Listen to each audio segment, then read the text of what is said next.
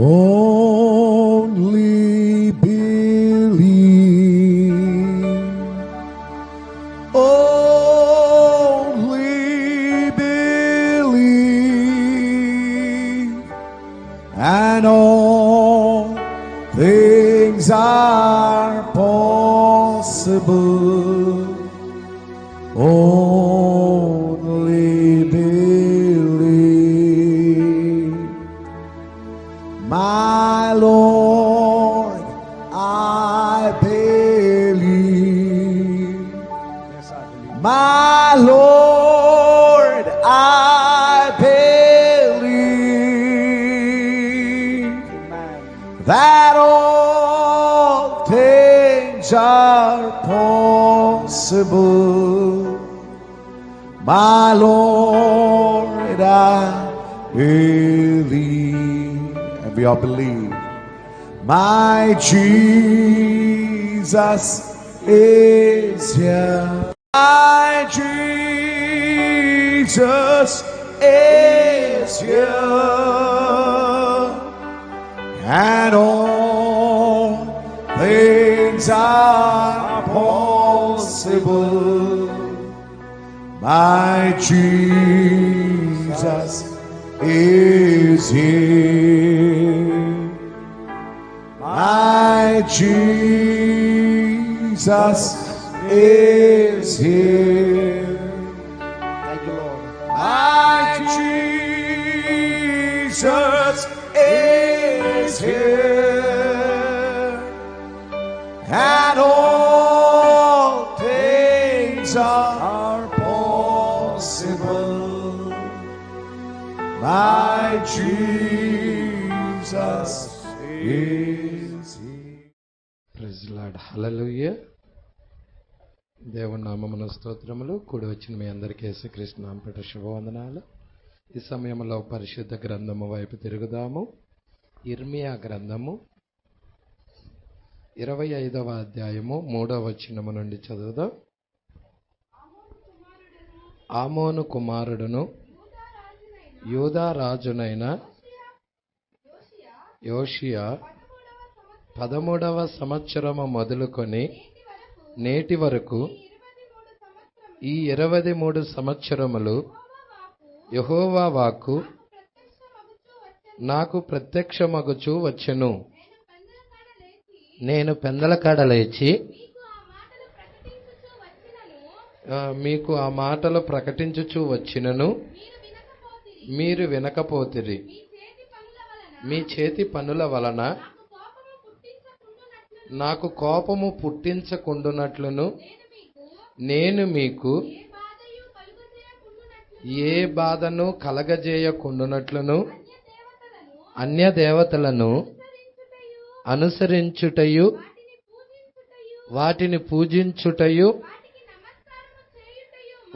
వాటికి నమస్కారము చేయుటయు మాని మీరందరూ మీ చెడ్డ మార్గమును మీ దుష్ట క్రియలను విడచిపెట్టి తిరిగిన ఎడల యెహోవా మీకును మీ పితరులకు నిత్య నివాసముగా దయచేసిన దేశములో మీరు నివసింతురని చెప్పుటకై యెహోవా పెందలకాడే లేచి ప్రవక్తలైన తన సేవకులందరినీ మీ యొద్దకు పంపుచూ వచ్చినను మీరు వినకపోతిరి. వినుటకు మీరు చెవి యొగ్గకుండా ఉంటిరి. అయితే మీకు బాధ కలుగుటకై మీ చేతుల పనుల వలన నాకు కోపము పుట్టించి మీరు నా మాట ఆలకింపకపోతిరని యెహోవా సెలవిచ్చుచున్నాడు. సైన్యములకు అధిపతియగు యెహోవా ఇలాగు సెలవిచ్చుచున్నాడు. మీరు నా మాటలను ఆలకింపకపోతిరి గనుక నేను ఉత్తర దేశములోనున్న సర్వజనములను నా సేవకుడైన నెబుకద్నెజరును బబులోను రాజును పిలువనంపించుచున్నాను. ఈ దేశము మీదకిని దీని నివాసుల మీదకిని చుట్టూనున్న ఈ జనులందరి మీదకిని ఈ జనులను శాపగ్రస్తులుగాను విస్మయాస్పదముగాను అపహాస్పదముగాను ఎప్పటికీ పాడుగాను ఉండజేసెదను. సంతోషనాదమును ఉల్లాస శబ్దమును పెండ్లి కుమారుని స్వరమును పెండ్లి కుమార్తె స్వరమును చిరగటి రాళ్ల ధ్వనిని దీపకాంతిని వారిలో ఉండకుండా చేసెదను. ఈ దేశమంతయు పాడుగాను నిర్జనముగాను ఉండును. ఈ జనులు 70 సంవత్సరములు బబులోను రాజునకు దాసులుగా ఉందురు.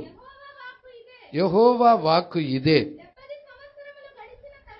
70 సంవత్సరములు గడిచిన తర్వాత వారి దోషములను బట్టి నేను బబులోను రాజును ఆ జనులను కల్దీల దేశమును శిక్షింతును.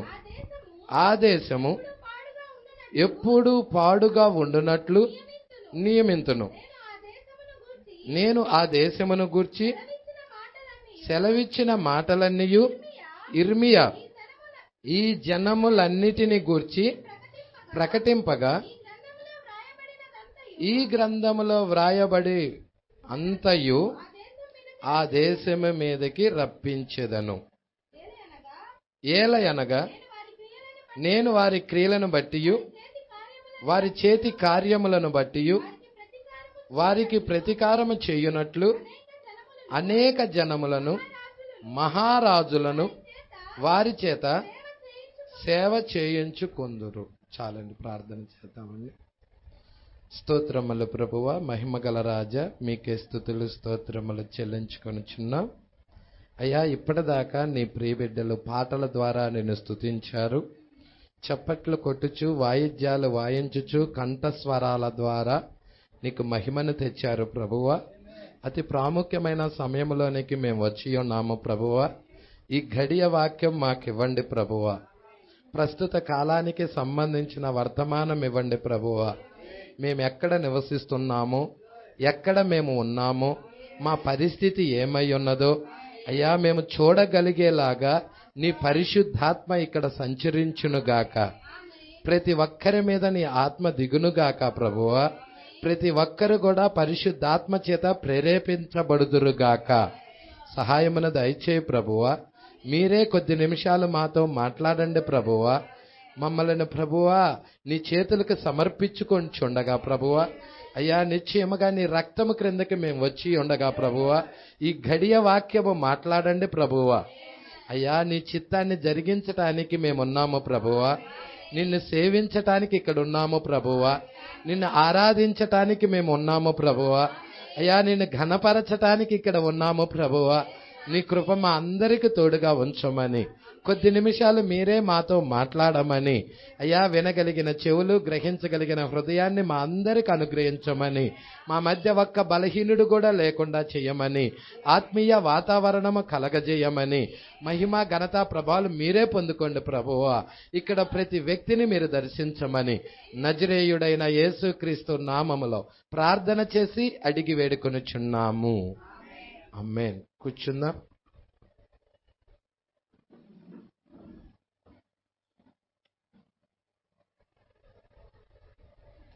ప్రజలాడ దేవుడికి మహిమ కలుగునుగాక.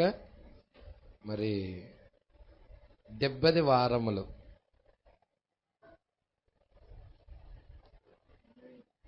70వ వారం వేరు, 70 వారాలు వేరు. దానియేలు 70 వారములు అంటే 7 వారాలు ఉంటాయి, 62 వారాలు ఉంటాయి, 1 వారం ఉంటుంది. 70వ వారం అంటే ఓన్లీ 1 వారంలో చివరి వారంలో జరిగే విషయాలు ఉంటాయి. ప్రజలే మరి ఈ 70 వారములు మరి చాలా జాగ్రత్తగా మనము చూద్దాం. దీంట్లో ప్రవక్త ఏం మాట్లాడుచున్నాడో మీరందరూ గ్రహించాలని ప్రభు పేరట కోరుచున్నాను. దానియేలునకు గాబ్రియేలు యొక్క సూచనలు అనే వర్తమానము మనము గత కొన్ని దినాల నుండి ధ్యానం చేస్తా వచ్చాము. ఈ వారము కూడా కొంచెం ముందుకు వెళదాము. 83వ పేరా నుండి మనము చదవబోచున్నాం. మీరందరూ కూడా మెసేజ్ హబ్ ఉన్నా లేక బుక్ ఉన్నా కానీ మీరందరూ చూడాలని ప్రభు పేరట మనవి చేయుచున్నాను. 83వ పేరా నుండి దేవుడికి మహిమ కలుగునుగాక. ఇక్కడ చాలా జాగ్రత్తగా పట్టుకుందాం. చాలా ప్రాముఖ్యమైన అంశం ఇది. 70 వారాలు అనేవి చాలా ప్రాముఖ్యమైన అంశం. ఈ 70 వారాల్లోనే మనం ఎక్కడున్నామో అర్థమవుతుంది. మన స్థానం ఏమై ఉన్నది కూడా అర్థమవుతుంది. హల్లెలూయా. అందుకే ఇక్కడ ఇర్మియా ప్రవక్తకి దేవుడు యెహోవా వాక్కు ఇర్మియా ప్రవక్త దగ్గరకు వచ్చినది. ఆమోను కుమారుడును యూదా రాజైన యోషియా 13వ సంవత్సరము మొదలుకొని నేటి వరకు ఈ 23 సంవత్సరాలు యెహోవా వాక్కు ఎవరికి? ఇర్మియాకి. ప్రజల ప్రత్యక్షమగుచూ వచ్చెను. నేను పెందల కడ లేచి మీకు ఈ మాటలు ప్రకటించుచూ వచ్చినను మీరు వినకపోతిరి. ఇక్కడ మీరు ఒకటి గమనిస్తున్నారా? మీరు ఒకటి గమనించారా? ఇక్కడ ప్రవక్త యెహోవా వాక్కు ప్రవక్త దగ్గరికి వచ్చినది. ప్రవక్త యెహోవా వాక్కును తీసుకొని బయలుదేరి జనులకి ప్రకటించటం ప్రారంభించాడు. అయితే ప్రజలు మాత్రం వినటల్లా. ఆ పాయింట్ మీరు గమనించారనుకుంటున్నాను. ఇర్మియా దినాల్లో ఏం జరుగుతున్నదో, హల్లెలూయా, మరి నేటి దినాల్లో కూడా అది సాదృశ్యమేనా? నేటి దినానికి కూడా అది సాదృశ్యమేనా? ప్రజల అక్కడ వినినను వినకపోయినను ప్రకటించమంటున్నాడు. హల్లెలూయా. మీరు చూడండి, ఇక్కడ ఇర్మియా గ్రంథంలో మాత్రమే కాదు, ఇంకా మీరు యెహెజ్కేలు గ్రంథం దగ్గరికి వెళ్ళినా కానీ ఇంకొక ప్రవక్త అతను. ఇర్మియా తర్వాత ఉన్న ప్రవక్త ఎవరతను? యెహెజ్కేలు ప్రవక్త. ఈ యెహెజ్కేలు ప్రవక్తకు కూడా యెహోవా వాక్కు వచ్చినది. తర్వాత ఇంకొక ప్రవక్త ఉన్నాడు. యెహెజ్కేలు తర్వాత వచ్చిన ప్రవక్త ఎవరయ్యా అంటే దానియేలు అయి ఉన్నాడు. ప్రజల వీళ్ళందరూ ప్రవక్తలై ఉన్నారు. మరి యెషయా, ఇర్మియా, యెహెజ్కేలు, దానియేలు. ప్రజల మీరు ఇక్కడ చూస్తున్నారు, ఈ ఇర్మియా గ్రంథంలో నేను పెందల కడే లేచి మీకు ఈ మాటలు ప్రకటించుచూ వచ్చినను మీరు వినకపోతిరి. ఏమంటున్నారో చూశారా అండి? మీ చేతి పనుల వలన నాకు కోపము పుట్టింపకుండునట్లు నేను మీకు ఏ బాధ కలగజేయకుండునట్లు అన్యదేవతలను అనుసరించుటయు వాటిని పూజించుటయు వాటికి నమస్కారము చేయుటయు. ఇక్కడ ఏ విధముగా ఉన్నదో చివరి కాలంలో కూడా తిరిగి మరలా అదే విధముగా ఉన్నదా? పాస్టర్ గారు, మేము యేసునే ఆరాధిస్తున్నాం పాస్టర్ గారు అని చెప్తారు చాలా మంది. హల్లెలూయా. దేవుడికి మహిమ కలుగునుగాక. సంక్షేకరుల దగ్గరికి వెళ్ళి నువ్వు అడుగు, ఏమంటారు వాళ్ళు? యేసుక్రీస్తునే ఆరాధిస్తున్నాం అంటున్నారు. అంటారా అనరా అండి? కానీ వాళ్ళు ఆరాధించేది అన్ని దేవతలని. దేవుడికి మహిమ. మేమేమన్నా పూజలు చేస్తున్నామా? మేమేమన్నా విగ్రహాలు పెట్టుకుంటున్నామా? నో. హల్లెలూయా. మేము యేసునే కదా ఆరాధిస్తున్నాం. కానీ ప్రవక్త అంటున్నాడు, మరి ఈ కాలపు వాక్యము నువ్వు ఎరగకుండా నీవు ఎంత ప్రార్థించినా గాని, ఎంత ఆరాధన చేసినా గాని అది వాక్యానికి వ్యతిరేకమైనదే. హల్లెలూయా. అందుకే ఇక్కడ అంటున్నాడు, చాలా జాగ్రత్తగా పట్టుకోండి, అన్య దేవతలను అనుసరించుట. వాటిని పూజించుట, వాటికి నమస్కారం చేయుట మాని. హల్లెలూయా. అంటే దాన్ని విడవమంటున్నాడా? దాన్ని విడవమంటున్నాడా? మరి ఈ కాలపు వాక్యం ఏంటో చెప్పండి.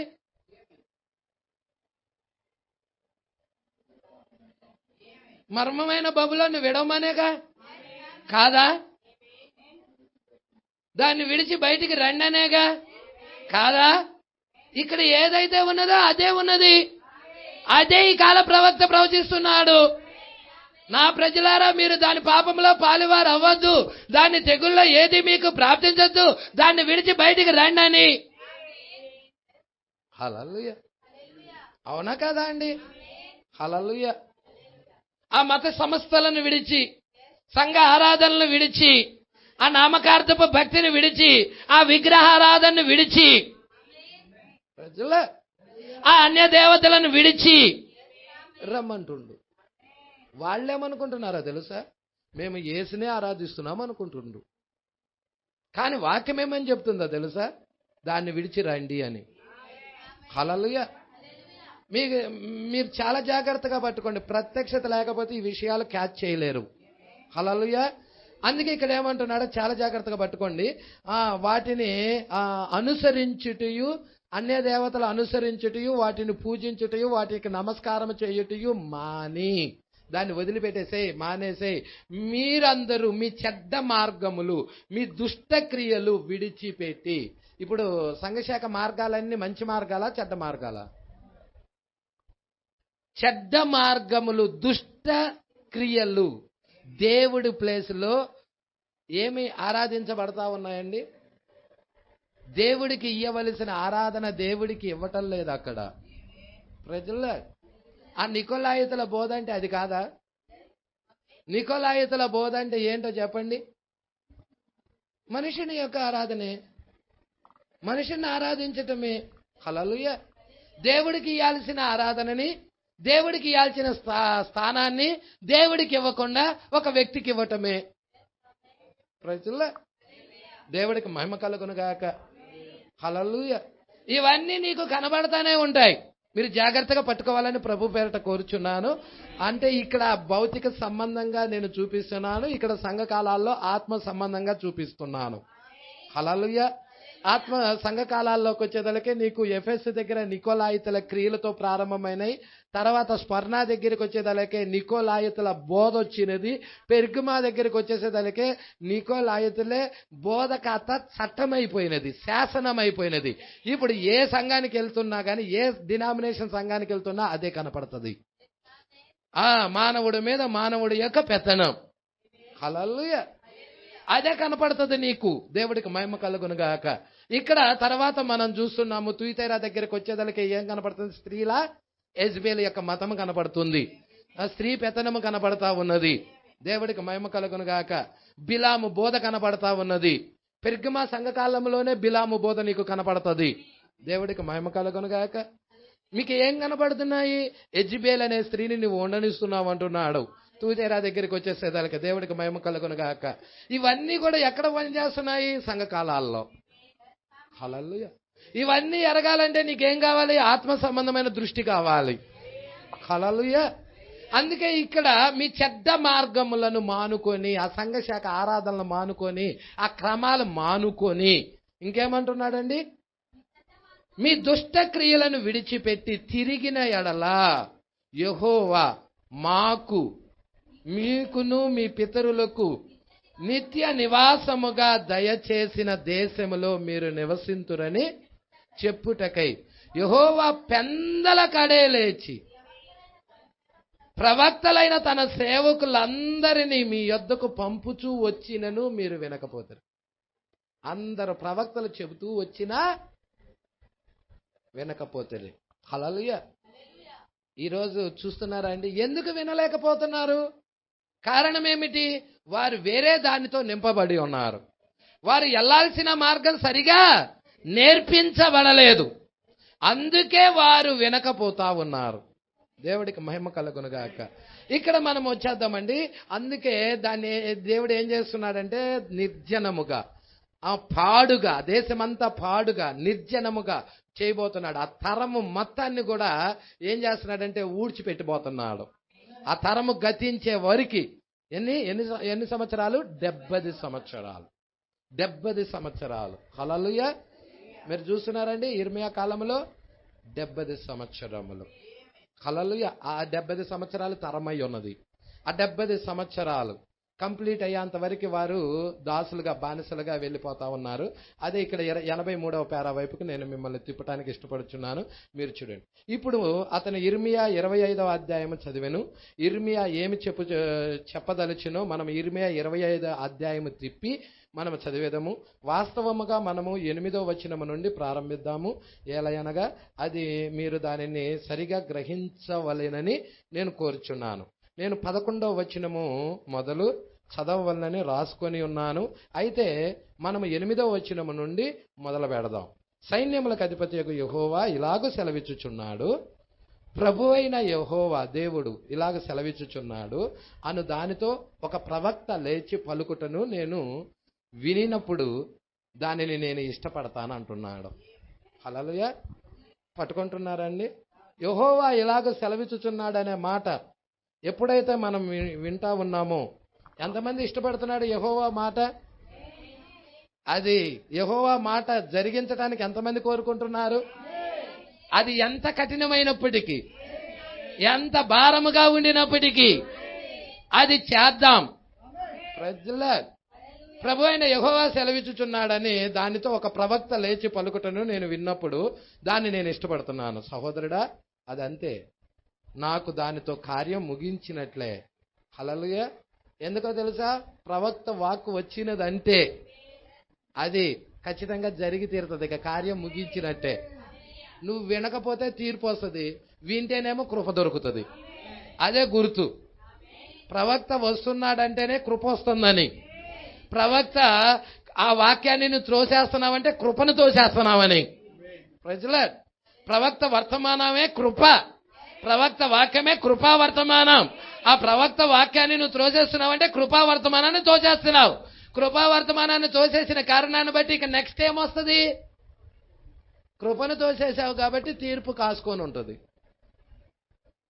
ఇక్కడ ఏం జరుగుతుంది? ఇర్మియా దినాల్లో ప్రవక్తల్ని పెందల కడలేచి పంపించాడు. అయినా కానీ వారు వినలేదు. అంటే వాళ్ళు ఏం త్రోసేశారు? వారు ప్రవక్తలు తోశారనుకున్నారు.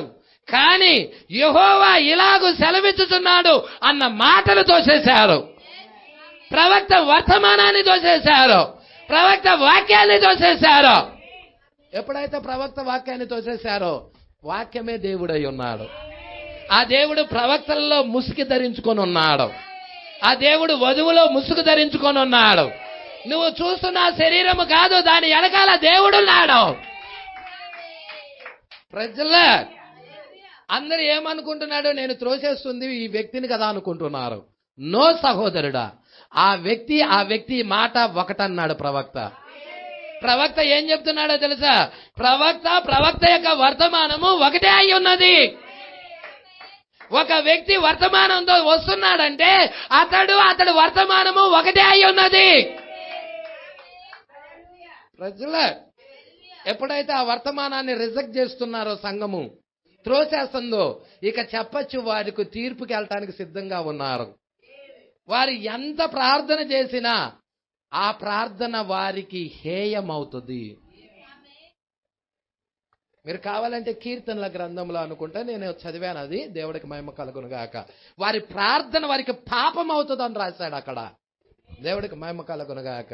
ఎందుకో తెలుసా? వినడాయన. ఎందుకు వినడు? నువ్వు కృపను త్రోసేస్తున్నావు.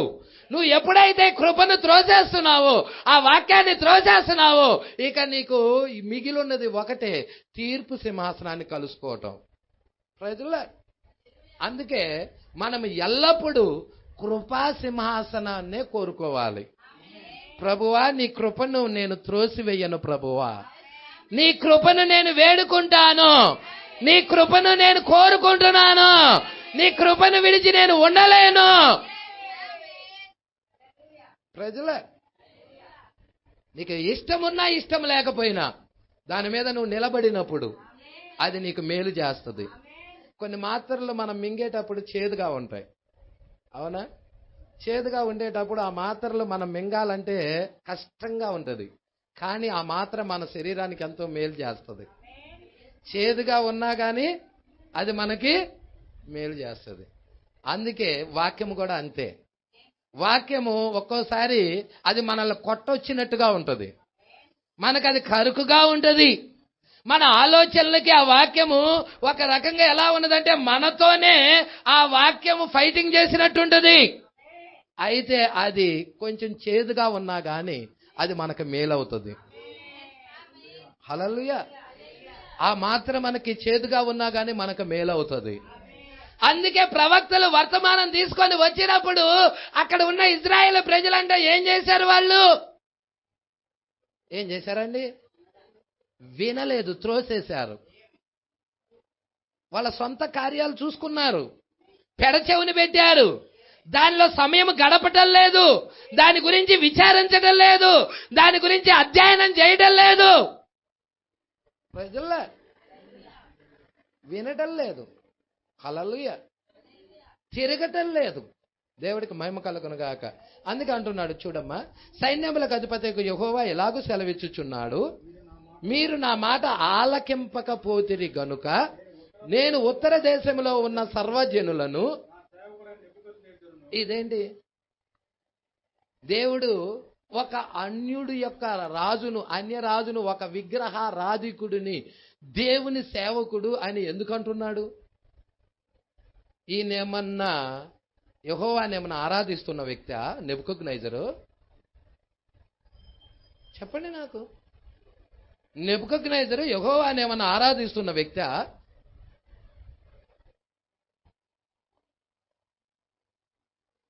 కానీ నెబుకద్నెజర్ని దేవుడు నెబుకద్నెజర్ని ఏమంటున్నాడు? నా సేవకుడైన నెబుకద్నెజరు అంటున్నాడు. అంటే అర్థమేంటి? అది నువ్వు గ్రహించాలన్నా నీకు ప్రత్యక్షత కావాలి. ప్రత్యక్షత లేకుండా అసలు సంఘం కట్టబడదు. సంఘము కడుతుందే ప్రత్యక్షత మీద. ఇప్పుడు దేవుడు ఉద్దేశాన్ని, దేవుడు కార్యాన్ని నెరవేర్పు చేయటానికి దేవుడు ఒక కరుకైన అన్యరాజులు లేపాడు. కరుకైన వ్యక్తి, క్రూరుడు అన్యరాజును లేపాడు.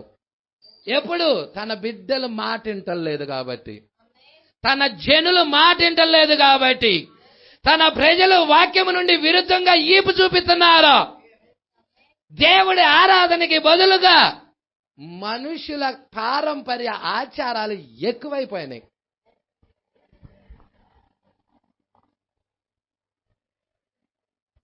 యేసుక్రీస్తు దినాల్లో కూడా లేవా అవి? లేవా? రెండవ నిర్గమంలో కూడా లేవా? ప్రజల మూడవ నిర్గమంలో కూడా లేవా? సేమ్. ఈ మనుషులు పెదవులతో నన్ను గణపరచుదురు గాని వారి హృదయము నాకు దూరముగా ఉన్నది. యేసే స్వయముగా చెప్తున్నాడు. రెండవ నిర్గమం ప్రవక్త ఏమని చెప్తున్నారు? వారి హృదయము నాకు దూరముగా ఉన్నది, వారు మానవులు కల్పించిన పద్ధతులు దైవోపదేశాలని బోధించుతూ నన్ను వ్యర్థముగా ఆరాధిస్తున్నారు. ఈరోజు అన్ని జనుల యొక్క ముగింపులో జరగటం లేదా? ఆ రోజు 70వ వారంలో జరిగినట్టయితే, హల్లెలూయా, యూదుల దగ్గర అది జరిగినట్టయితే, మరి అన్ని జనుల కాలం యొక్క ముగింపులో కూడా తిరిగి మరలా అటువంటి వ్యర్థమైన ఆరాధన భూమి మీద జరగటం లేదా? చూడగలిగే కన్ను ఉండాలి. ప్రజల అక్కడ ఏం జరిగినదో భూమి మీద తిరిగి మరలా రిపీట్ అవుతుంది. అది ప్రజల దేవుడికి మహిమ కలుగును గాక. ప్రతి కాలంలో దేవుడికి ఎన్నుకోబడిన వాళ్ళు ఉంటారు. వాళ్ళు మాత్రమే ఆ ప్రత్యక్షతను పట్టుకుంటారు. ఆ వ్యర్థమైన ఆరాధనలో నుండి బయటకు వస్తారు. ఆ మర్మమైన బబుల్లో నుండి బయటకు వస్తారు. అందరూ రావాలంటే రాలేరండి. ఇక్కడ సంఘం దాదాపుగా ఒక 40 మంది కూడుకొని ఉన్నారనుకో, 40 మంది వచ్చినట్టు అనుకుంటున్నారా మీరు? నో. ఈ రెవల్యూషన్, ఈ ప్రత్యక్షత అందరికీ దొరకదు. ఏడో కొద్ది మంది ప్రజలే, చాలా కొద్ది మంది. ఊరికో భాష గారు యేసుక్రీస్తు నామంలో బాప్తిజం తీసుకున్నాం భాష గారు మేము. ఈ కాల ప్రవక్త విలియం మ్యారన్ బ్రనహాం గారు ప్రవక్తని అంగీకరించాం భాష గారు. సాయంకాలపు వర్తమానం ఎరిగాం భాష గారు. మొదటి నిర్గమంలో ఎరగని వాళ్ళు ఎవరున్నారో చెప్పు నాకు. ఇజ్రాయేల్ మోషేని ఎరగలేదా? అగ్నిస్తంభం చూడలేదా? మేఘస్తంభం చూడలేదా? కొట్టబడిన బండలో తాగలేదా? మన్నాను తినలేదా? అద్భుతాలు చూడలేదా? అయినా అరణ్యంలోనే రాలిపోయారని రాశాడు యేసుక్రీస్తు. రెండో నిర్గమం ప్రవక్త వచ్చి మొదటి నిర్గమం గురించి మాట్లాడుతున్నారు. మీ పితరులందరూ మన్నాను, మా పితరులు మన్నాను తిన్నారని చెబుతున్నప్పుడు వాళ్ళందరూ అరణ్యంలోనే చనిపోయారు అంటున్నాడు. ప్రజల, నీకు వ్యక్తిగత బయలుపాటు కావాలి వాక్యము పట్ల. హల్లెలూయా. వాక్యము పట్ల వ్యక్తిగత బయలుపాటు లేకుండా మనం ఎత్తబాటులో వెళ్ళలేమండి. చాలా జాగ్రత్తగా పట్టుకోండి వాక్యాన్ని, చాలా జాగ్రత్తగా పట్టుకోండి. నా సేవకుడైన నెబుకద్నెజరు బబులోను రాజును నేనే పిలుస్తున్నాను. మీ దుష్ట క్రియలను బట్టి, మీ చెడ్డ మార్గాలను బట్టి, మీరు మాలుకోలేదు కాబట్టి, మీరు నా వైపు తిరగలేదు కాబట్టి, నాకు వీపును చూపించారు కాబట్టి నేను మీ మీదకి ఒక దుష్ట రాజుని తీసుకొస్తున్నాను అన్నాడు. ప్రజలే, మీరు గోడ మీద చేవరాత నిన్న వారంలోనే మనం మాట్లాడుకున్నాం. మీరు కావాలంటే ఇంటికెళ్ళి టేబు వినండి, వర్తమానం వినండి. టేబ్ అయినా వినండి, వర్తమానం బుక్ అయినా చదవండి. గోడ మీద చేవరాత ఎంత భయంకరమైన తీర్పు వచ్చినదో చూడండి అక్కడ బబులోను దేశం మీదకి. ప్రజల, వాళ్ళ కళ్ళ ముందే స్త్రీలని చెరిచి పాడు చేసి ఆ యొక్క కాళ్ళు చేతులు పెట్టుకొని గోడకై సిసిరి కొట్టి చంపారు. ఎంత భయంకరంగా పాడు చేశారంటే అంత భయంకర. అందుకే గోడ మీద చివరత చదవండి. ఆ రోజు జరిగినది ఈ రోజు జరగదు అనుకుంటున్నారా? మీరు భద్రంగా ఉన్నారు అనుకుంటున్నారా? గురుతు లేకపోతే మీరు భద్రంగా లేనట్టే. నీకు కంపల్సరీగా ఈ కాలపు టోకెన్ అవసరం, ఈ కాలపు గురుతు అవసరం. ప్రజల్లో, మీకు తెలుసా 6వ ముద్రకి 7వ ముద్రకి మధ్యలో, 6-7 ముద్రల మధ్యలో ఏం బయలుదేరింది? సజీవుడగు దేవుని ముద్ర కలిగిన దూత సూర్యోదయ దిశ నుండి ఆయన బయలుదేరి వచ్చి ఉన్నాడు. దేనికి? తన వారిని ముద్రించడానికి, దేవుని ముద్ర వేయడానికి, ఏర్పాటులో ఉన్న వారిని ముద్రించడానికి. ఉన్నారా మరి ఏర్పాటులో ఉన్నోళ్ళు ఇక్కడ? తమ హేయ క్రియలు, చెడ్డ క్రియలు విడిచి ఆయన వైపు తిరిగినట్లయితే ఆయన తన ముద్ర వేస్తాడు, పరిశుద్ధాత్మని ముద్ర వేస్తాడు. ప్రజల, అందుకే అంటున్నాడు మీరు జాగ్రత్తగా పట్టుకో. బబులోను రాజు పిలువనంపించుచున్నాను ఈ దేశము మీదకి, దీని నివాసుల మీదకి, చుట్టూ ఉన్న ఈ జనులందరి మీదకి వారిని నేను రప్పిస్తున్నాను. ఈ జనుల మీదకి నేనే రప్పిస్తున్నాను. ఏ పాస్టర్ గారు, నేను నిన్నే కదా ఆరాధిస్తుంది. అయ్యా యెహోవా, మేము మిమ్మల్నే కదా ఆరాధిస్తుంది. ఎందుకని మా మీదకి ఒక అన్యరాజును పంపిస్తున్నావు? చుట్టుపక్కల ఉన్న జనులను పంపిస్తున్నావు? మా పట్టణాన్ని ఎందుకు నాశనం చేస్తున్నావు? మా ప్రజలను ఎందుకు సమూలముగా నిర్మూలన చేస్తున్నావు? పాడుగా ఎందుకు చేస్తున్నావు ఈ దేశాన్ని అని అంటే దేవుడు ఏమని సమాధానం ఇస్తున్నాడో తెలుసా? ఏమిస్తున్నాడు? మీరు నాకు నా మాట వినటల్లా, నా ప్రవక్త మాట వినటల్లా, మీరు ఈపు చూపిస్తున్నారు.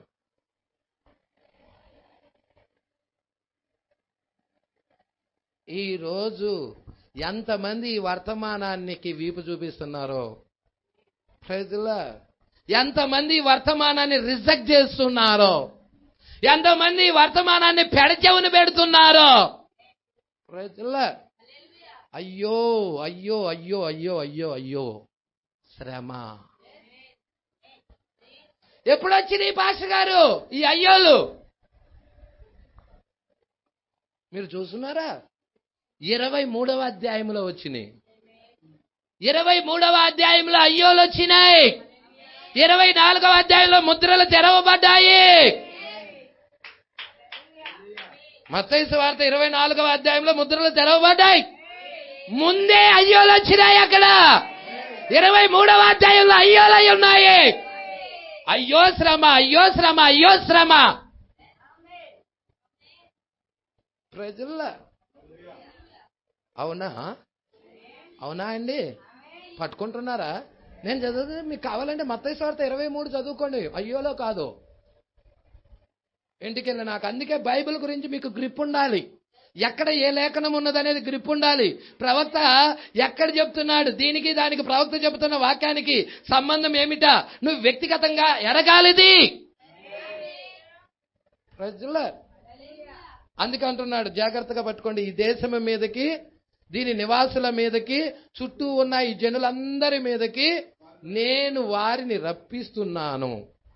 ఈ జనులు బాబా వినని ఈ ప్రజలు ఏమవుతున్నారు? శాపగ్రస్తులు. ఎవరు వాళ్ళండి? ఇజ్రాయేల్ ప్రజలతో మాట్లాడుతున్నాడు. ఈ జనులు శాపగ్రస్తులుగాను, విస్మయాస్పదముగాను, అపహాస్పదముగాను, ఎప్పటికీ పాడుగాను ఉండజేసేదను. చూసారండి, ఆ తరము మొత్తము గతించేంత వరకు పాడుగా ఉండిపోయింది. ఆ 70 సంవత్సరాలు. హల్లెలూయా. ఆ తరం మొత్తం పూర్తిగా ఇదైపోయింది అనమాట. చూసారా అండి, దేవుడికి మనము వీపు చూపించామంటే మనమే డేంజర్లో పడతాం. పెడ చెవును పెట్టామంటే యెహోవా మాటకి మనమే డేంజర్లో పడతాం. ప్రజల జాగ్రత్తగా భయభక్తులతో వాక్యాన్ని వినాలి. వర్తమానాన్ని ఏం చెప్తుందా గ్రహించాలి. ముందు గ్రహించాలి, ఆ తర్వాత గ్రహించకుండా నువ్వు నిర్ణయం తీసుకోలేవు. ముందు నిర్ణయం తీసుకునే ముందు నువ్వు గ్రహించాలి. ఆ తర్వాత నువ్వు సరైన నిర్ణయం తీసుకొని దేవుడితో నడవగలవు. అందుకే అంటున్నాడు, చూద్దాం. గుర్తించుకోండి, వారు దేవునిచే ఎన్నుకోబడిన బయట జనులు కాదు, దేవుని చేత ఎన్నుకోబడిన జనులోళ్ళు. మరి మీరు? మనం కూడా దేవుడి చేత ఎన్నుకోబడిన జనులమేనా? మరి వారి మీదకి తీర్పు వస్తే నిన్ను వదిలిపెడతాడు అనుకుంటున్నావా? వారిని వదిలిపెట్టని దేవుడు నిన్ను వదిలిపెడతాడని అనుకుని భ్రమలో బ్రతుకుతున్నావా? సొంత జనులను, దేవుడి చేత ఎన్నుకోబడిన జనులను దేవుడు విడిచిపెట్టలేదో. దేవుడు ఉగ్రత వారి మీదకి వచ్చినది, దేవుడి యొక్క తీర్పులు వారి మీదకి వచ్చాయి. నీవు ఈ కాల వర్తమానంతో నడవకపోతే, ఈ వాక్యంతో నువ్వు జీవించకపోతే, మరి మన గృహానికి కూడా ఆ తీర్పు రాదా? ఈ వాక్యంతో నడవకపోతే మనకు కూడా రాదా? ప్రవక్త చెప్పిన వాక్యంతో నడవకపోతే రాదా? వాళ్ళు వీపు చూపించారు, వినలేదు కాబట్టే, వారు ఆ ప్రవక్తల మాటలు ఆలకించలేదు కాబట్టే, దాన్ని జరిగించలేదు కాబట్టే, దాని ప్రకారంగా మారు మనసు పొంది తిరగలేదు కాబట్టే దేవుడు ఆ పట్టణం మీదకు తీర్పు తీసుకొచ్చాడు. మరి అన్ని జనుల పట్టణమైన మన మీదకు ఈరోజు సంఘ శాఖల్లో నుండి మనం ఎన్నుకోబడ్డామని చెప్తున్నాం, మనల్ని దేవుడు ఎన్నుకున్నాడని చెప్తున్నాం, ఏర్పాటు చేయబడ్డామని చెప్తున్నాం. మరి సహోదరుడా, అక్కడ ఎన్నుకోబడిన జనుల మీదకే తీర్పు వచ్చింది.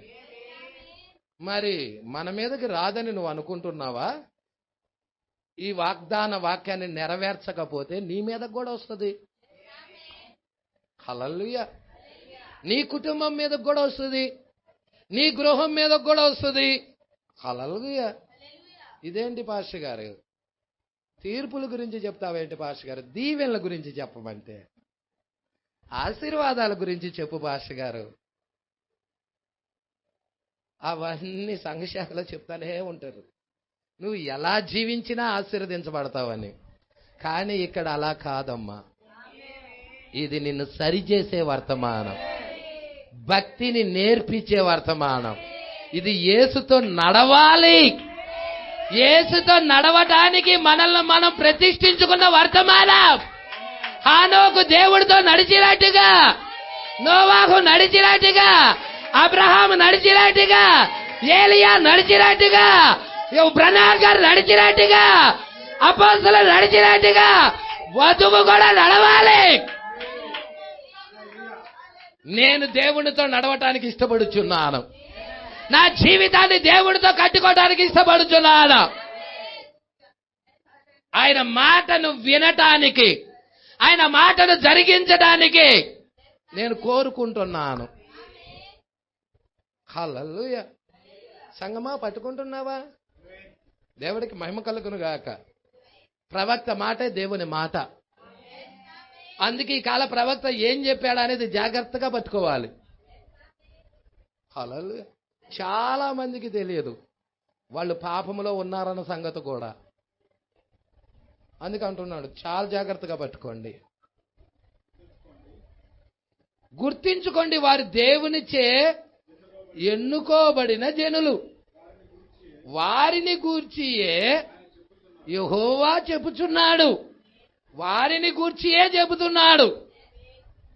ఎన్నుకోబడిన జనులకి ఏమి జరిగినదో, ఏర్పాటు ఎన్నుకొనబడని హల్లెలూయా ఆ బబులోను సామ్రాజ్యానికి ఏం జరిగినదో మొత్తం రాశాడు దీంట్లో.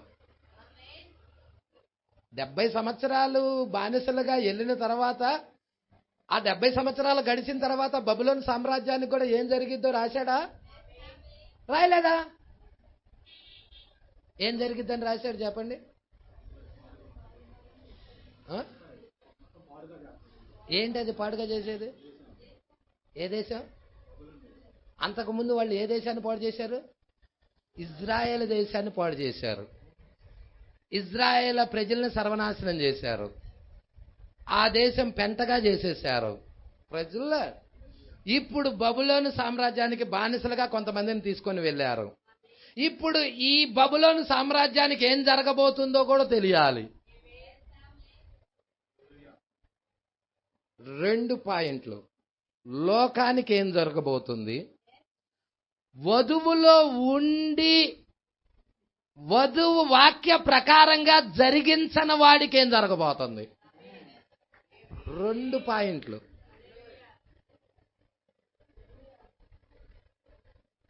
వధువులో ఉండి, వర్తమానంలో ఉండి, వర్తమానం ప్రకారం జీవించనాడికి ఏం జరగబోతుంది.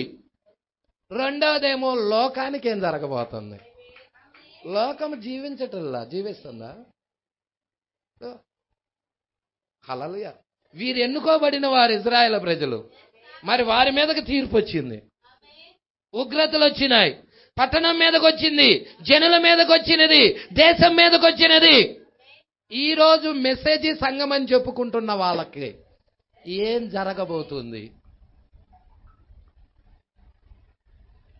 మెసేజ్ సంఘం అని చెప్పుకుంటున్న వాళ్ళకి ఏం జరగబోతుంది. మెసేజీలో జీవించకుండా, వర్తమానంలో జీవించకుండా ప్రవర్తిస్తున్న వారికి ఏం జరగబోతుంది. ఆ గుర్తు లేని వారికి ఏం జరగబోతుంది. నెక్స్ట్ 2వ పాయింట్ ఏంటయ్యా అంటే, లోకానికి ఏం జరగబోతుంది. మర్మమైన బబులోనికి ఏం జరగబోతుంది. అక్కడ బబులోను, ఇక్కడ మర్మమైన బబులోను. మర్మమైన బబులోనికి కూడా ఏం జరగబోతుంది. ఈ 2 పట్టుకోవాలి ప్రజల. అది ప్రకృతి సంబంధంగా, ఇక్కడ ఆత్మ సంబంధముగా. హల్లెలూయా. అక్కడ భౌతిక సంబంధమైన ఇజ్రాయేలు, ఇక్కడ ఆత్మ సంబంధమైన ఇజ్రాయేలు. అక్కడ ప్రవక్త ఉన్నాడు, ఇక్కడ ప్రవక్త ఉన్నాడు. అక్కడ ప్రవక్తలను పెందలకాడే పంపించి ప్రవక్తల ద్వారాగా మాట్లాడుతూ వచ్చాడు ప్రజల. అయినా ప్రజలు వినలేదు. హల్లెలూయా. ఈరోజు చాలా మంది అలా పెడజెవుని పెట్టే జనులు లేరు అనుకుంటున్నారా మీరు? అక్కడ ఉన్నారంటే ఇక్కడ కూడా ఉండే తీరతారు. ఎందుకంటే మునుపున్నదే ఇప్పుడున్నది, కొత్తదంటూ ఏది లేదు.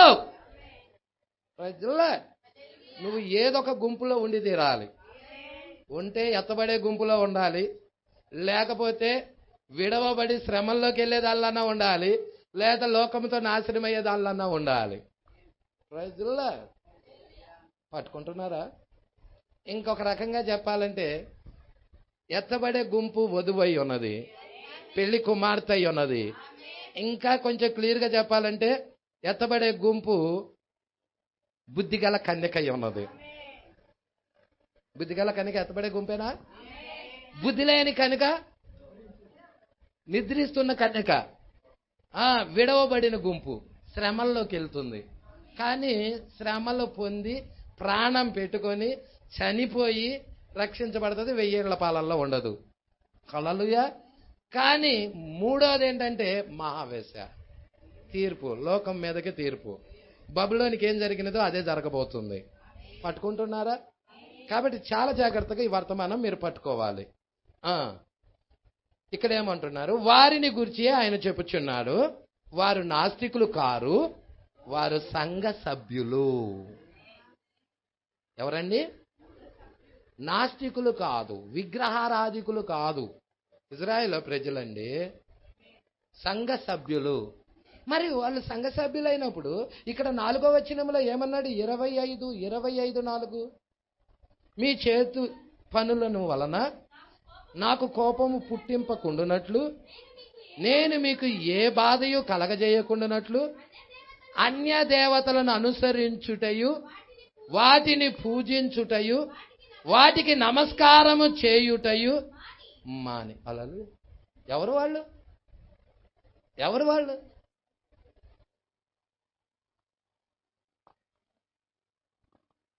ఈరోజు భక్తి ముసుగులో ఏం జరుగుతుందో అక్కడ క్లియర్గా చెప్పాడు. హల్లెలూయా. అక్కడ ఆరాధిస్తుంది అన్య దేవతలని. ఈరోజు క్రైస్తవ ముసుగులో సాతాను ఆరాధించబడుతున్నాడని ప్రవక్త క్లియర్గా చెప్తున్నాడు. ప్రజల సాతాను ఆరాధించబడుతున్నాడా క్రైస్తవ్యం యొక్క ముసుగులో? ఎస్, నిజం. మీరు కావాలంటే కొన్ని వర్తమానాల పేర్లు చెప్తాను. ఆ వర్తమానాలు, ప్రవక్త చెప్పిన వర్తమానాలు ధ్యానం చేయండి. క్రైస్తవ్యము మరియు అన్యత్వము 1. 2 సాతాను యొక్క ఏదేను. పట్టుకుంటున్నారా? సాతాను యొక్క ఏదేను, ఈ దుష్ట యుగపు దేవత. ఈ వర్తమానాలు ధ్యానం చేయండి, వినండి. Must and should. దేవుడికి మహిమ కలుగును గాక. ఈరోజు ప్రజలు దేవుణ్ణి ఆరాధిస్తున్నామని చెబుతూ అపవాదిని ఆరాధిస్తున్నారు. క్రైస్తవ ముసుగులో అపవాది సాతాను ఆరాధించబడుతున్నాడు జనుల చేత. అందుకే దాన్ని విడిచి, ఆ అన్య దేవతలను విడిచి బయటికి రండి అని ఈ కాల ప్రవక్త కేకేరబడతా ఉన్నది. హల్లెలూయా. నువ్వు రావాలన్నా నీకు బయలుపాటు ఉండాలండి, నీకు ప్రత్యక్షత ఉండాలండి. ప్రత్యక్షత లేకుండా ఆయన సంఘమే కట్టలేదు. సంఘము కట్టబడిందే ప్రత్యక్షత మీద. అందుకే ఇక్కడ అంటున్నాడు, అమ్మా చూడమ్మా ఏమంటున్నారు? వారు నాస్తికులు కారు, వారు సంఘ సభ్యులు. సంతోషనాదం. ఇప్పుడు నేను మిమ్మల్ని ఒక ప్రశ్న అడగమంటారా? ఏంటండి సంతోషనాదం? ఇంకొకటి కూడా చెప్పాడు, ఉల్లాస శబ్దం. ఈ ఉల్లాస శబ్దం ఏంటి? ఇంకొకటి కూడా చెప్పాడు, పెండ్లి కుమారుని స్వరం. ఈ పెళ్లి కుమారుని స్వరము ఈ కాలంలో వచ్చిందా? సంతోషనాదం ఈ కాలంలో వచ్చిందా? ఉల్లాస శబ్దం ఈ కాలంలో వచ్చిందా? పెళ్లి కుమార్తె స్వరం ఈ కాలంలో వచ్చిందా? చిరుగుట రాళ్ల ధ్వని ఈ కాలంలో వచ్చిందా? దీపకాంతి ఈ కాలంలో వచ్చిందా? 7 సంఘ కాలాల్లో ఉన్న దీపకాంతి ఈ కాలంలో వచ్చిందా?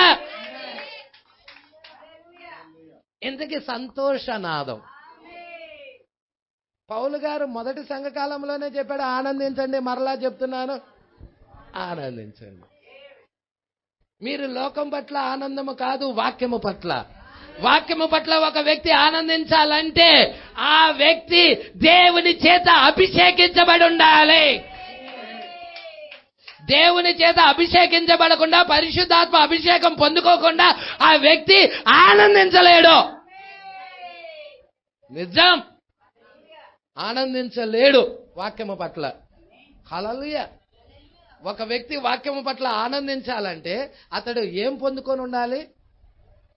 అగ్ని బాప్తిజం పొందుకొని ఉండాలి, పరిశుద్ధాత్మ బాప్తిజం పొందుకొని ఉండాలి. అతడు ఆ ప్రత్యక్షతను పొందుకుంటున్నప్పుడు వాక్యము పట్ల ఆనందం వస్తుంది అతనికి, ఆ సంతోషం వస్తుంది అతనికి. అందుకే మీరు చూస్తే 3వ ముద్రలో ఆ యొక్క నల్ల గుర్రం మీద స్వారీ చేసే వ్యక్తితో మాట్లాడుతున్నాడు. నూనెను ద్రాక్షారసమును పాడు చెయ్యొద్దు. ఏంటి నూనె? పరిశుద్ధాత్మ. ద్రాక్షారసం ఏంటి? ఉత్తేజము, సంతోషము, ప్రత్యక్షత ఉన్నది. ప్రత్యక్షత ద్వారా వచ్చే ఉత్తేజం. హల్లెలూయా. ద్రాక్షారసం నీకేమిస్తుంది? ఉత్తేజాన్ని ఇస్తుంది, ఆనందాన్ని ఇస్తుంది, సంతోషాన్ని ఇస్తుంది. దాన్ని లేకుండా చేస్తాడండ. దేనిని బట్టి? దేనిని బట్టి? ఎందుకు లేకుండా చేస్తున్నావు? దేవా, నువ్వెందుకు లేకుండా చేస్తున్నావు? ఈ ప్రజలు తమ దుష్ట కార్యాలు విడిచి వాక్యము పట్ల ఆసక్తి చూపటల్లా.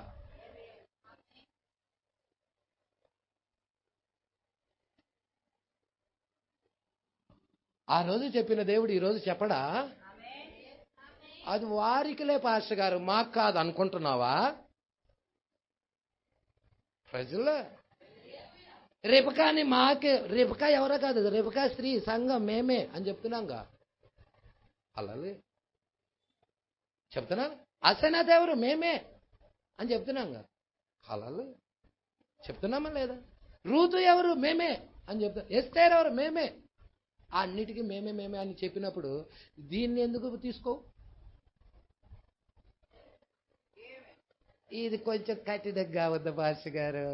దీవెనకరంగా ఉండేటట్టయితే తీసుకునేవాడిని. దీవెనకరంగా లేదు కాబట్టి తీసుకోవటం లేదు. అంటే చెడ్డ మాత్రలు ఏమన్నా నీకు మంచివి కదా? హల్లెలూయా. కొంచెం చేదు మాత్రలు కొంచెం కఠినంగా ఉంటాయి మన జీవితాలు బాగు చేయటానికి, మన క్రమశిక్షణలో నడవటానికి, మన బ్రతుకులు బాగవటానికి, మన సరిదిద్దబడటానికి. దేవుడి చేతిలో ఒక కొరడా. ప్రజల ప్రభువా. అందుకే దావీదు మహారాజు ఏమంటున్నాడో తెలుసా? 23వ కీర్తనలో, ఆ యొక్క 23వ కీర్తనలో, నీ దుడ్డు కర్రయు నీ దండము. ఏం చెప్పాడమ్మా? నీ దుడ్డు కర్రయు నీ దండము. చదవమ్మా, చదవండి, తీసిన చదవండి త్వరగా. 23వ కీర్తనే కదండి. ఏంటి ఎత్తుక్కుంటున్నారు?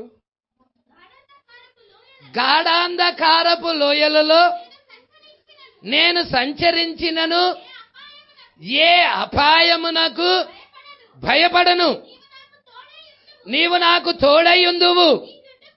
నీ దుడ్డు కర్రయు నీ దండమును నన్ను ఆదరించును.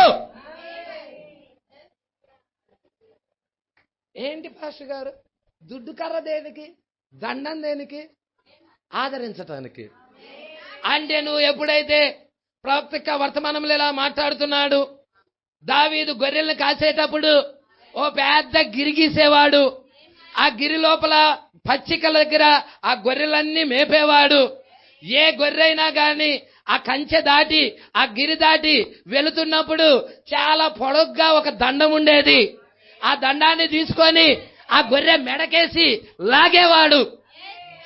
ఒక క్రైస్తవుడు కూడా లోకంలోకి వెళ్ళిపోతుంటే, పాపంలోకి వెళ్ళిపోతుంటే వాక్యం అనే దండము తీసుకొని దేవుడు కూడా విశ్వాసి మెడకేసి లోనికి లాగుతా ఉన్నాడు, వాక్యంలోకి లాగుతా ఉన్నాడు. ప్రజల్లో అయినా ఈ గొర్రె వింటలేదనుకో, నేను వెళ్ళేదే, నేను ఈ మందలో నుండి ఎందుకు ఉండటం అని అది అమాంతంగా కర్ర ఆ యొక్క కంచి దాటి వెళ్ళేటప్పుడు ఆయన దగ్గర ఒక దుడ్డు కర్ర ఉంటది. దండాన్ని ఉపయోగించాడు ఫస్ట్. అయితే దండానికి మాట వింటలేదు. ఈ గొర్రెలు చాలా తెలివిగల గొర్రెలు. అయితే ఈ గొర్రెలు విననప్పుడు ఆ దావీదు ఆ గొర్రెని ప్రేమిస్తున్నాడు కాబట్టి, మన దావీదైన యేసుక్రీస్తు కూడా ఈ గొర్రెలను ప్రేమిస్తున్నాడు కాబట్టి, ఈ గొర్రెల కోసం ఆయన దగ్గర దుడ్డు కర్ర ఉన్నది, ఆయన దగ్గర దండం ఉన్నది. ఆ దుడ్డు కర్ర తీసుకొని మనం ఎప్పుడైతే లోకంలోకి వెళ్తా ఉంటున్నామో, పాపంలోకి వెళ్తా ఉంటున్నామో, ఆ దుడ్డు కర్ర తీసుకొని ఇసిరి కొడతాడు. కాలుకేసి కొట్టడం కాలు టపక్క తిరిగిద్ది. ఇప్పుడు అదే పరిగెత్తలేదు, కంచి దూకలేదు. ఎందుకు దూకలేదు పాస్టర్ గారు? దాని కాలేమైంది? వేరగా కొట్టాడు. ఎందుకు? మేలే, దీవెనే. కాలు ఇరిగినా దీవెనేలా పాస్టర్ గారు? కాలు ఇరిగినా దీవెనే. సాయంకాలం అవుతుంది. దావీదు ఇక ఆ గొర్రెలను తోలుకొని వెళ్తున్నప్పుడు ఈ గొర్రె నడవలేకపోతుంది. కాలు ఎరకొట్టిన గొర్రె నడవలేకపోతుంది. ఎప్పుడైతే నడవలేకపోతుందో దావీదు చూసి ఆ గొర్రెని భుజానేసుకున్నాడు. భుజానేసుకొని తీసుకెళ్తా ఉన్నాడు. మార్గ మధ్యలో ఒకడు కలిశాడు. ఓ ఏంటి రక్తం కారుతుంది, కట్టావు, ఏం జరిగింది ఏంటి? ఏదైనా ఎత్తైన కొండ మీద నుండి ఏమైనా కింద పడిందా? నో నో నో, అలాగేం పడలేదు. ఇది మరి ఏం జరిగింది దీనికి? దీని కాలు నేనే ఎరక్కొట్టాను అన్నాడు. ఓ నువ్వు క్రూరమైన గొర్రెల కాపరవా అని అడిగాడు. నో నో నో, నేను మంచి గొర్రెల కాపరిని. మరి దాని కాలు ఎందుకు ఎరక్కొట్టావు? నువ్వు ప్రేమిస్తున్నానని చెప్పావు, దాని కాలు ఎందుకు ఎరక్కొట్టావు? నేను ప్రేమించే వారందరినీ గద్దించి శిక్షించుతున్నాను. నా ప్రేమ ఎన్నికై ఉన్నది, నా ప్రేమ క్రమంలో పెట్టేదై ఉన్నది, నా ప్రేమ సరిచేసేదై ఉన్నది. నేను దాన్ని ప్రేమిస్తున్నాను కాబట్టి అది నా నుండి కోల్పోవటం నాకు ఇష్టం లేదు. అది వెళ్ళిపోయి నేను దాని కాలు ఇరక్కొట్టకుండా ఉంటే అది ఏ పులికో, ఏ సింహానికో, ఏ క్రూరమైన జంతువుకో ఆహారం అయిపోయేది. కానీ నేను దాన్ని ప్రేమిస్తున్నాను కాబట్టి కాపాడాను. హల్లెలూయా.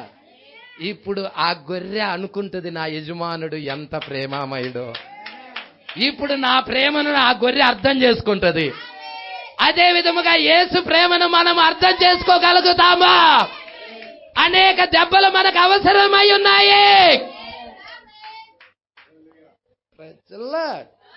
సంగమా విషయాలు పట్టుకుంటున్నావా? కాబట్టి ఆయన దుడ్డు కర్ర, ఆయన దండము మనలని ఆదరించును. ప్రజల అందుకే ఇక్కడ అంటున్నాడు సంతోషనాదం. ఈ కాలపు వర్తమానం అండి అది. నువ్వు సంఘశాఖలో కూర్చొని దేవుణ్ణి ఆరాధించుకొని వచ్చానని చెప్పుకుంటున్నావా? నో, నువ్వు ఎక్కడ కూర్చొని వచ్చావో తెలుసా? ప్రేతల భూమిలో. ప్రేతల భూమిలో కూర్చొని వచ్చావు. ప్రజల ఏం భాష గారు అక్కడ సంతోషనాదం లేదా? లేదు.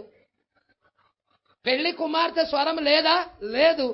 పెళ్లి కుమారుడు స్వరం లేదా? లేదు. ఇంకేమన్నాడు? ఉల్లాస శబ్దం లేదా? లేదు.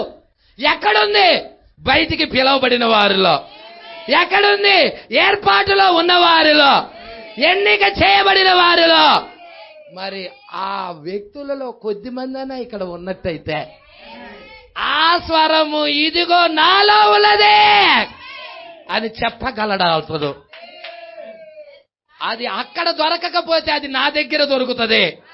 నాలో ఉన్నదా స్వరమా? ఆ పెళ్లి కుమారుని స్వరమా? మీకు తెలుసా? పెళ్లి కుమారుడు స్వరమే పెళ్లి కుమార్తె స్వరం అయి ఉన్నది. రెండు వేరు వేరు స్వరాలు కాదు. ఆయన స్వరమే ఆమె స్వరం. హల్లెలూయా. అందుకే చివరి కాలములో చివరి స్వరం ఎవరిదో తెలుసా? ఆయన భార్యది. ఆయన భార్య ఇక్కడ ఉన్నదా? ఇక్కడ ఉంటే ఆమెదే చివరి కాలంలో చివరి స్వరం. ఆమె భార్య నోట్లో నుండి ఏమొస్తున్నాయి? థండర్స్, ఉరుములు వస్తున్నాయి. ఉరుములు వస్తున్నాయి. ఉదయకాల వర్తమానం వినండి. అక్కడ మాట్లాడా ఉరుముల మీద. సరే కొంచెం కిందకి చదువుదాం. సంతోషనాదము, ఉల్లాస శబ్దము, పెళ్లి కుమారుని స్వరము, పెళ్లి కుమార్తె స్వరము, తిరగటరాల ధ్వని, దీపకాంతిని, ఇవన్నీ లేకుండా చేశాము. ఇవన్నీ లేకుండా ఉంటే వాడు బతికుండి కూడా చచ్చినోడితో సమానం. ఉపయోగం ఏంటండి? హల్లెలూయా. నువ్వు జీవించుతున్నావని పేరున్నది కానీ అది దానికి సంబంధించిన వాళ్ళు అనమాట. అది సార్థి సంకాలంతో చెప్పాడు కదా. కొంచెం ముందుకెళ్దాం. ఈ రోజుల్లో మనకున్న విధముగా ర్యాక్ అండ్ రోల్ డాన్సులు మరియు రిక్కీ మరియు ఎల్విస్ ప్రిస్కీ వాయిద్య సంగీతాలు మరియు హల్లెలూయా వీటిల్లోనే గడుపుతున్నారు.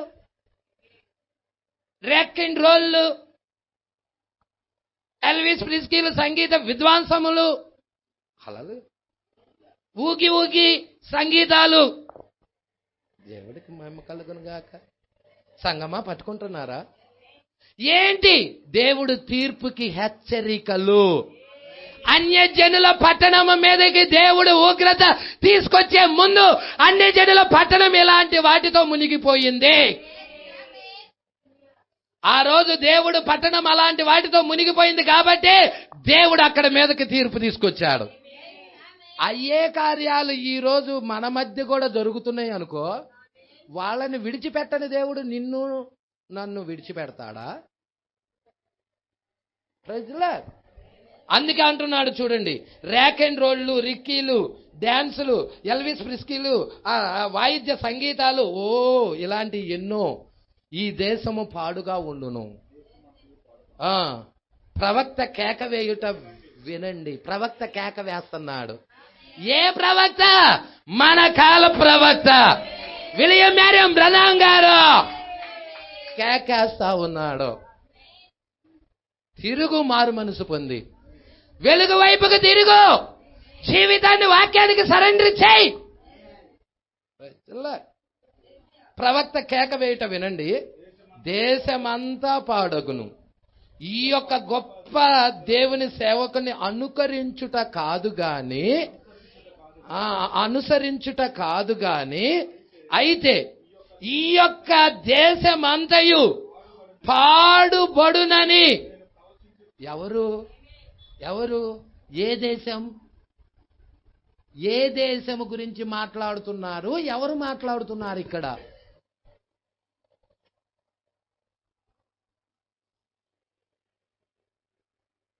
ఎవరు మాట్లాడుతున్నారు? ఏ దేశం గురించి మాట్లాడుతున్నాడు? అమెరికా దేశంలో పుట్టి అమెరికా దేశాన్ని తీర్పు గురించి మాట్లాడుతున్న ప్రవక్త. ప్రజలు అక్కడ ఇజ్రాయెల్లోనే పుట్టి ఇజ్రాయెల్లోనే తీర్పు గురించి మాట్లాడిన అదే ప్రవక్త, అదే ఆత్మ ఈ కాలంలో అమెరికాలో పుట్టిన మన కాల ప్రవక్త కూడా అమెరికా యొక్క తీర్పును గురించి ప్రవచించాడు. పాడవబోతుంది, పాడు దిబ్బ కాబోతుంది, నిర్జలము కాబోతుంది. 7వ దర్శనం చెప్పండి. అమెరికాలో కన్నుచూపు మేర జీవరాశి ఏమి లేకుండా దట్టమైన పొగలతో నిండిపోయి ఉన్నది. ఎవరు మాట్లాడింది? ఈ కాల ప్రవక్త మాట్లాడాడు. ఎక్కడుండి? అమెరికాలో ఉండి అమెరికాలో మాట్లాడిన మరి పవర్ఫుల్ ప్రాఫెట్. మారుమూల ప్రాంతంలో కాదు మాట్లాడింది, అమెరికాలో ఉండి మాట్లాడిన మాట. చదవండి, గోడ మీద చివరా చదవండి. చాలా మంచి వర్తమానం అది. ప్రజల దేవుడికి మహిమ కలుగునుగాక. నేను ఆ గొప్ప ప్రవక్త అయిన ఇర్మియాను అనుసరించుట కాదు కానీ నేను ఖచ్చితంగా చెబుతున్నా, ఏం జరగబోతుందో చెబుతున్నా. ప్రజల అక్కడ ర్యాక్ అండ్ రోల్ ఎక్కువైపోయాయి. హల్లెలూయా. భయంకరంగా అశ్లీలకరమైన దుస్తులు ఎక్కువైపోయినాయి. పాపం ఎక్కువైపోయినది. ఆ నాగరికత నడుచుకుంటా ప్రపంచం అంతా పాకింది. అన్ని దేశాలకు వచ్చినాయి. ఇప్పుడు ఈ దేశాలను కూడా వదిలిపెట్టడు. కొంచెం ముందు చదువుదాం, ముగిద్దాం. ఆమె పాపము కొరకు దేవుడు ఈ దేశాన్ని శిక్షించును. దేవుడు ఇజ్రాయిలను వదలలేదు.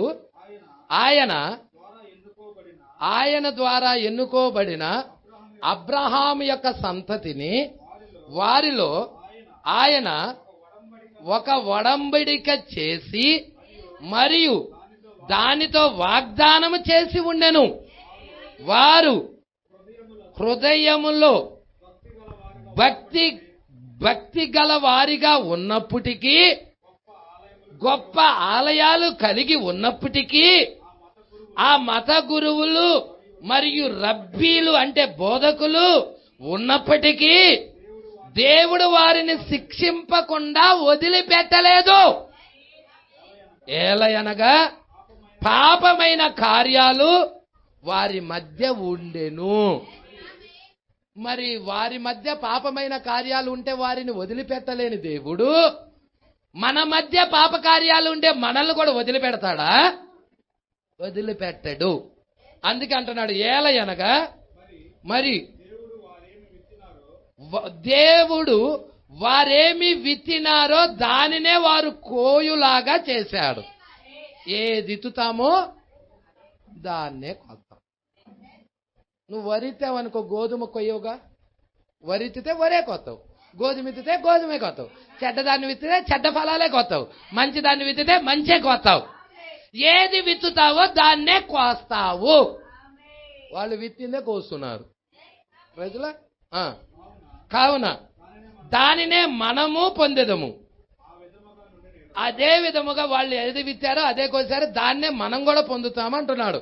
అదే విధముగా ఆ విధముగానే ఉండిన ఎడల మనము దీనిలోని భావాన్ని గ్రహించగలం. 11వ వచనం, ఈ దేశమంతయు పాడుగా నిర్జనముగా ఉండును. వారిని గమనించండి. మరి చెప్పబడి ఉన్నది, అదిగో వారక్కడ, వారు చాలా గొప్పగా ఉన్నారు. ఇప్పుడు వారిని చూడండి, వాళ్ళు ఎలా ఉన్నారు? చాలా గొప్పగా ఉన్నారు. కానీ దేవుడు ప్రవచనం వచ్చేసింది అక్కడికి. బెల్షస్సర్ రాజు టైంలో కూడా ప్రజలు గొప్పగా ఉన్నారు. గోడ మీద చేవురాత వచ్చినది. ఈ రోజు అన్య ప్రజల దగ్గరికి కూడా గోడ మీద చేవురాత వచ్చినది. గోడ మీద చేవురాత వచ్చిన దినాల్లో మనం జీవిస్తున్నాము. ఈ జనులు 70 సంవత్సరాలు బబులోను రాజుకు దాసులుగా ఉందురు. అది జీవిత కాలమంతా, ఒక తరమది, జీవిత కాలమంతా. అప్పుడు మీ యొక్క సొంత ఆశీర్వదించబడిన వృద్ధాప్యపు తల్లి ఒక చిన్న బిడ్డగా ఉన్నప్పుడు వారక్కడ దేవుడు లేకుండా ఉండిరి, సంఘము లేకుండా ఉండిరి, పాటలు లేకుండా ఉండిరి, ఏమీ లేకుండా ఆ తరము, ఒక తరమంతా అక్కడే ఉండిరి. ఆ పాపము చేయుచున్న ఆ తరమంతయు ఆ జనులందరూ మరణించేంత వరకు వారు అక్కడే ఉండిరి. చూసారా అండి? యెహోవాకు ఇదే. 70 సంవత్సరాలు గడిచిన తర్వాత వారి దోషాన్ని బట్టి నేను బబులోను రాజును ఆ జనులను కల్దీల దేశమును శిక్షింతును. పట్టుకుంటా. ఇక మీరు జాగ్రత్తగా పట్టుకుంటున్నారండి. ఇది నెక్స్ట్ వారం మనం ధ్యానం చేద్దాం. దేవుడికి మహిమ కలుగును గాక. మీరందరూ కొంచెం చదువుకొని వస్తే ఇంకొంచెం గ్రహించగలరని ప్రభు పేరట మనవి చేస్తున్నాను. మీ దగ్గర హబ్ ఉన్నది, బుక్స్ ఉన్నాయి కాబట్టి మీరు చదువుకొని రావాల్సిందిగా ప్రభు పేరట మనవి చేస్తున్నాను. గుర్తుంచుకోండి, నెక్స్ట్ వారం ఇక్కడ నుండి మనం ధ్యానం చేద్దామండి. యెహోవా వాక్కు ఇదే. 70 సంవత్సరాలు గడిచిన తర్వాత బబులోనీయులకు ఏం జరగబోతుందో దాన్ని మనం చూడబోతున్నాం. హల్లెలూయా.